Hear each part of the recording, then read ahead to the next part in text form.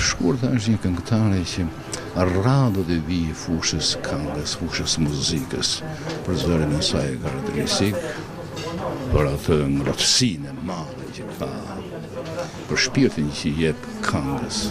Shkurtja ka krijuar fizionominë e vet, një fizionomi që e papërsëritshme me asnjë nga këngëtarët e tjerë.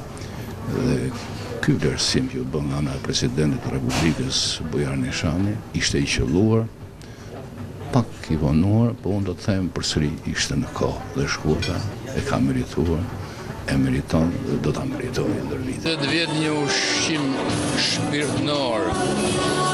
Shkurta s'ta ka majt as me qumës, as me gjallë, as me bukë, po na ka ushqyer shpirtin.